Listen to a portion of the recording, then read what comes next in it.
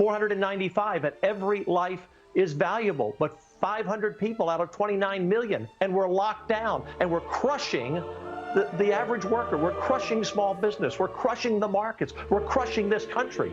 And what I said when I was with you that night, there are more important things than living, and that's saving this country for my children and my grandchildren, and saving this country for all of us. And I don't want to die. Nobody wants to die. But man, we gotta take some risk and get back in the game and get this country back up and running.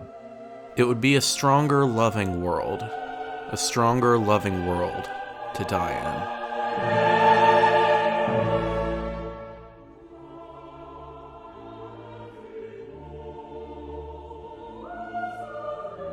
I first read Alan Moore and Dave Gibbons' seminal limited series Watchmen when I was in high school.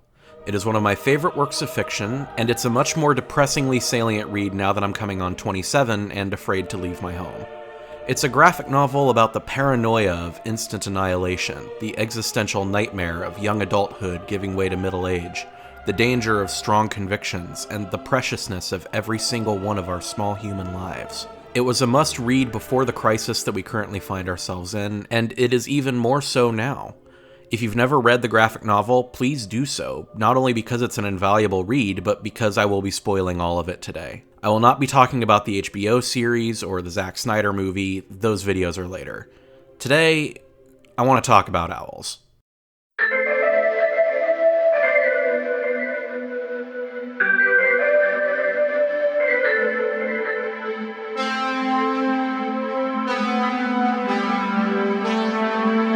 Watchmen is a dark book. I'm obviously not the first one to bring this up. Watchmen, together with The Dark Knight Returns, helped codify a new, dark age of comic books.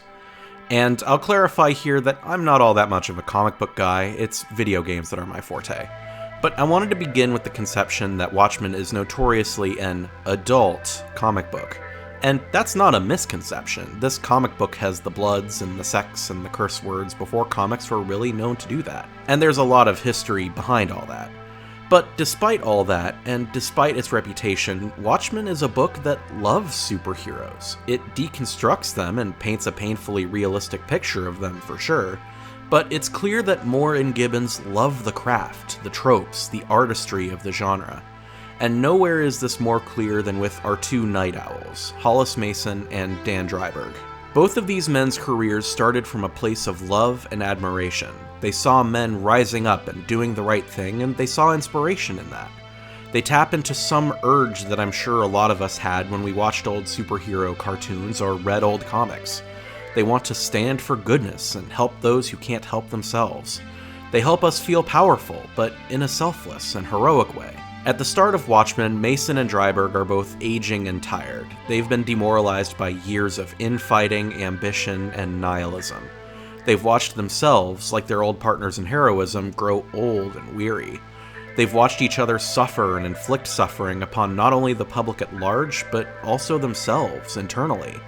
The practice of superheroism has exposed every character in this book to the worst that humanity has to offer, and they've begun to reflect it themselves.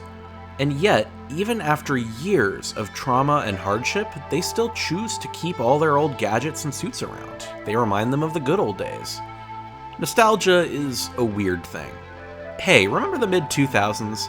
Back then, all you had to do to play a video game was plop a cartridge into your Nintendo and boot her up. Nowadays, you have to... Oh, bad example. But that's what nostalgia does to us. It's not necessarily that the mid-2000s were a better time than 2020, it's that we remember those years in simpler terms. Because, yeah, all I had to do was plop a copy of Donkey Kong Country into my Game Boy and boot her up.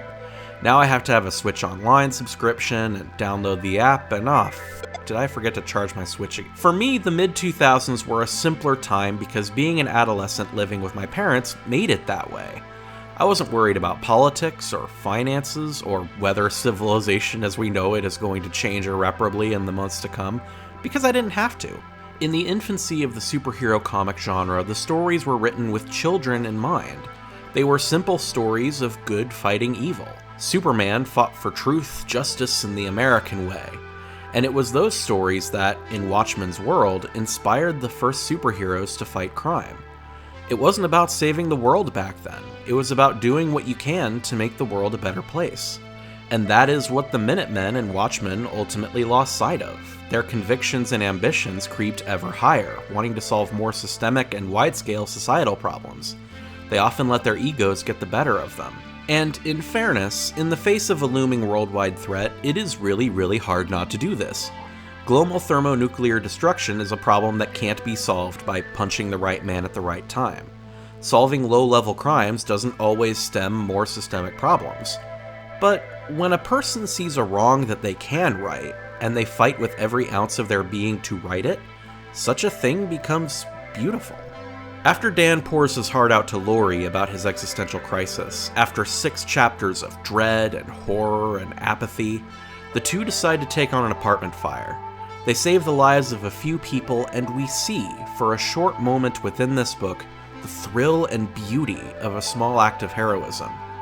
In this moment, this brief moment, the book forgets about age and ego and ambition and shows us some real, genuine, unambiguous heroism. And it's little wonder that Dan and Laurie consummate right after, because subtlety is for chumps. This book doesn't hate heroism, it loves it and revels in it, if only for a few brief moments. For peering in too closely at societal ills and the logistics of solving them, valuable as that may be, we often forget the simple awe and wonder of people doing what they can when they can to help make the world a better place. Acts like that can be downright inspiring. That's what draws us to heroes in the first place. Superheroes, and humanity by extension, are beautiful when looked at through the simple, childlike lens of watching a bird in flight. And often, in trying to examine them too closely, we forget that beauty and fixate on something darker.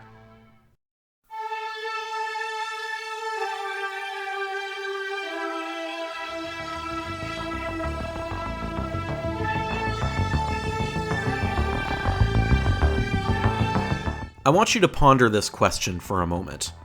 What is Rorschach to you? Is he a paranoid bigot who inflicts violence and cruelty unto people who may or may not deserve it? Is he the kind of hero that America truly needs, speaking truth to power? Is Rorschach cool? Men, get arrested. Dogs get put down. We're not going to answer that question today. Nah, I'm just pulling your chain. Of course we are answering that question today. He's a psychopathic black void of a human, spreading darkness and nihilism wherever he doesn't spread violence and bloodshed. But Watchmen at least understands that no one is born that way. Rorschach's convictions were born of years and years of barbarism and abuse. He was traumatized by seeing his abusive mother have sex with a stranger and being punished right after, an incident he continues to have nightmares about throughout his life. He showed the slightest of concern for his mom, and he was beaten for it. Why should he trust literally anyone else? His mask and superhero namesake was inspired by the Kitty Genovese case, and the famous bystander effect that it provides an example of. His costume is a literal symbol of his lack of faith in humanity. Almost 40 neighbors heard screams. Nobody did anything. Nobody called cops. Some of them even watched. Do you understand? Some of them even watched. I knew what people were then. Behind all the evasions, all the self-deception, ashamed for humanity, I went home. I took the remains of her unwanted dress and made a face that I could bear to look at in the mirror. Worth noting, of course, that modern research has shown that the vast majority of people would actually intervene in a public conflict. The sheer rage that truly awakened Rorschach's persona came from the Blair Roche case, a child kidnapping case that gives him the cold, nihilistic, and heartless persona that he uses to reflect the world as he sees it. Existence is random, has no pattern save what we imagine after staring at it for too long. No meaning save what we choose to impose. This rudderless world is not shaped by vague metaphysical forces. It is not God who kills the children, not fate that butchers them, or destiny that feeds them to the dogs. It's us, only us. I have what I think is a pretty convincing argument against Rorschach's case, one that the book itself presents a couple chapters later, but we'll talk about that in a bit. The point I'm trying to get to here, by focusing on the sheer darkness of Rorschach's story, is how it spreads. His prison therapist becomes obsessed with his case, but after days of talking and being with Rorschach, he himself assumes a worse and worse outlook on the world. It ruins his marriage and his friendships. Rorschach assumes the worst in others, and others, in turn, assume the worst in him. And one of the people who attempts to understand him only comes out of it with the same worldview. And you can tell that Rorschach is aware of this, and deep down he doesn't like it. He has apparent feelings for Dan, holding handshakes for longer than expected and showing genuine affection for him. You'd think those would be irrational considering who he is, but perhaps deep in his scarred and battered soul beats the heart of just another human being who yearns for someone to trust. Notice those tears rolling down his cheek right before John is about to kill him?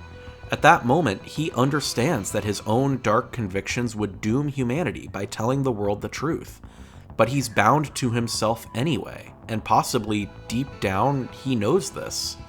Like John, he's another puppet who's become aware of his strings. Both John and Rorschach are bound by darkness and nihilism. The difference lies in who chooses to remain bound and who chooses to break free.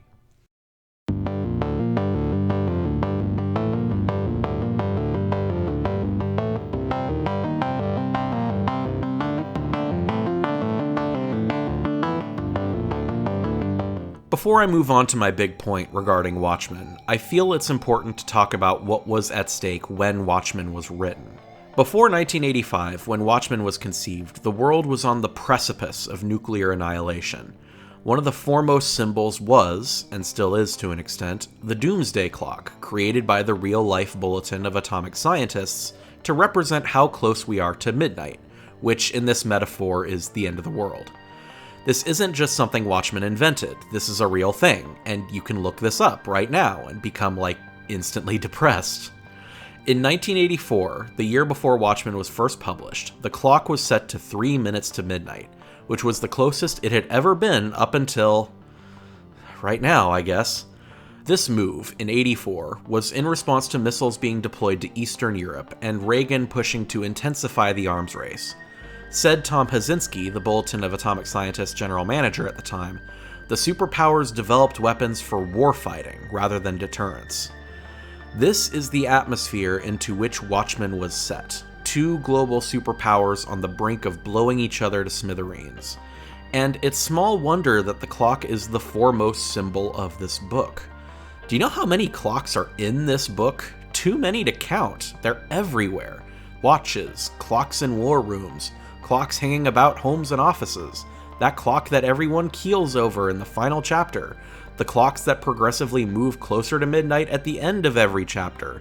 Even Manhattan's fortress on Mars is an hourglass. Hell, you know the blood splotch on the smiley face? That's another symbol that's all around the book, and even that symbolizes a ticking clock.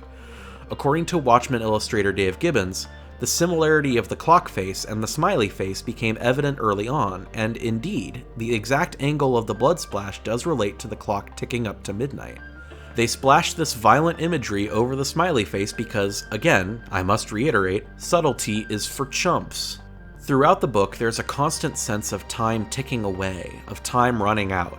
The end is nigh. Characters with years of glory behind them mourn as their lives tick away, as old age begins to take hold over their formerly agile bodies. And of course, it's only a matter of time until the United States and Soviet Union obliterate one another, right? It may not be 1985 anymore, but with climate change, shifting politics towards nationalism, and now a global pandemic bringing the world's economy to its knees, it's hard for me not to think back to the bleakness that Watchmen wore on its sleeve. This book confronts existential dread in the face, and while it doesn't come out of that confrontation clean, it still offers us a stark reminder of what's at stake.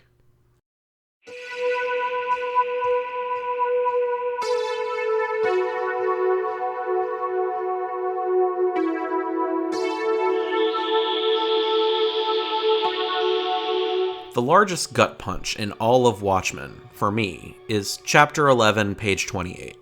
Throughout the book, we've seen these vignettes of just random people in New York City. The two Bernards, one a newsstand dealer who exasperatedly lets the other read his comics for free, detectives Joe and Steven, who try their best to keep the peace as paranoia grips the public, Joey and Aline, two women going through a tumultuous relationship, Durf and the other not tops who go out and wreak bloody vengeance on a superhero who, at that time, didn't even do anything wrong, Malcolm, Rorschach's aforementioned psychiatrist, and his wife Gloria.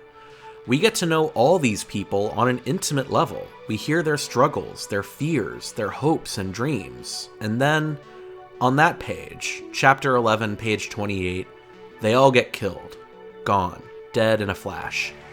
We even see their bodies strewn about the street at the beginning of the next chapter. These are all people, human beings filled with stories wiped out by Adrian's plan. Adrian's grand plan was to murder thousands of people in order to fool the world into uniting against a common threat. But Adrian doesn't consider who those thousands of people are. He doesn't choose these individuals in particular. It's only after the deed is done that he truly questions whether what he did was the right thing. Adrian, of every nihilistic character in this novel, makes the most cold and calculating move of any of them. Most first-time readers probably wouldn't even consider that Adrian has as much potential to murder as, say, John, an emotionally distant god figure who leaves Earth because there is nothing there for him. Twice. But here's the thing about John Osterman. John can see everything. The past, the future, the present, it all blends together for him. He knows exactly how the future plays out, and he can do nothing to stop it. He has the most reason of any of these characters to see the worst in humanity and abandon it, but he comes back for them anyway. Laurie unwittingly convinces him of humanity's uniqueness and beauty, rather than its ugliness. Because for all the horror and violence in Laurie's life, in her mother's, and especially her father's, she still came out of it all as Laurie, a character who ultimately savors and sees the beauty of superheroics. Remember, it was her who came up with the idea to save those people from the apartment fire earlier. She saw Dan's nostalgia for the good old days of heroics, where all a hero needed to do was do whatever small thing they can to make the world a better place. She was nostalgic for that too, and she realized it with him, however briefly, and it was fantastic. She is all of this, in spite of everything that happened to her throughout her upbringing.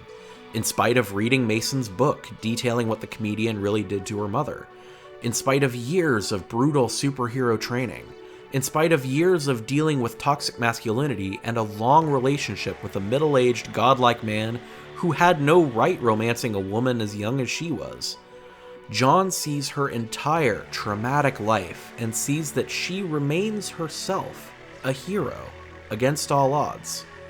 A thermodynamic miracle, in other words. This is what sticks with me every time I reread this book. This, in my mind, is the prevailing theme, the chief driving ideological force of this entire narrative. The point of Watchmen is thermodynamic miracles. Billions of them, all throughout the world. Unique people driven by love or hatred or fear or what else have you. They're all people. They're all thermodynamic miracles. That's why Adrian's plan is so devastating, and why John blows an ideological hole right through it. I did the right thing, didn't I? It all worked out in the end. In the end? Nothing ends, Adrian. Nothing ever ends. John may agree to keep Adrian's secret, but it's only out of a newfound love of life and humanity and a desire to keep it safe. That's what's at stake when thousands of lives are on the line.